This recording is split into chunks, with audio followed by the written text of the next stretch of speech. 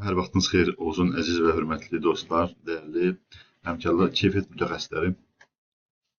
Keyfiyyətin idarə etməsi mövzusu ilə davam edirik. Texniki təhlükəsizlik haqqında qanunu arxa fonda görürsünüz. Diqqətinizi ikinci və üçüncü bəndlərə çəkmək istəyirdim, daha doğrusu maddələrə, ikinci və üçüncü maddələrə. Özəlliklə əlavə 1-də göstərilən potensial təhlükəli obyektlərin siyahısı ilə bağlı.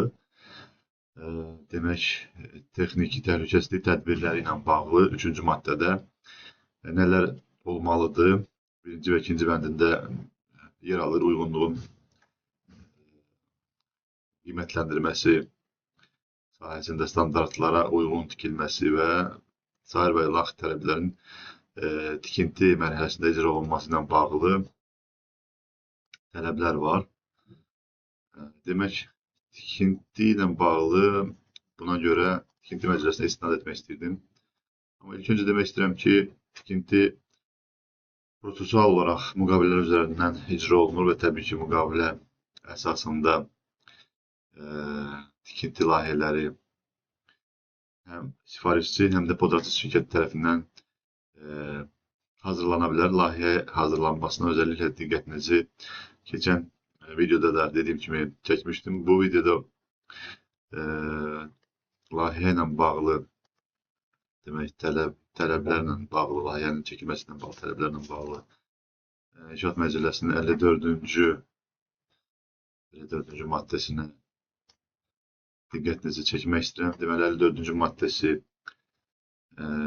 tikinti materialları ilə bağlı məlumatı əks etdirir. Deməli, 54.1-ci maddə qeyd edir ki, layihəçi tikintinin materiallarını müəyyən edir. Dolayısıyla, layihəçi şirkət materialların seçimi ilə ötəri daşıyır. 54.2-ci maddə sertifikatlaşma ilə bağlı məlumat əks etdirir. 54.3 demək, layihəçinin verəcəyi spesifikasiya, xarakteristika ilə bağlı məlumat əks etdirir və 54.4 nəzarəti ilə bağlı məlumat əks etdirir. Amma eyni zamanda demək lazımdır ki, 96-cı maddədə ümumiyyətlə nəzarətlə bağlı məlumatları əks etdirir. 96-cı maddədə alt hissəsində, demək, subsectionlarda dövlət nəzarəti, texniki nəzarət, müəllif nəzarəti və daxili əməliyyat nəzarəti ilə bağlı 97, 98, 99 və 100-cü maddələrdə daha ətraflı bu nəzarətlərin nədən ibarət olduğunu əks etdirir. Diqqətinizə görə təşəkkür edirəm, sağ olun.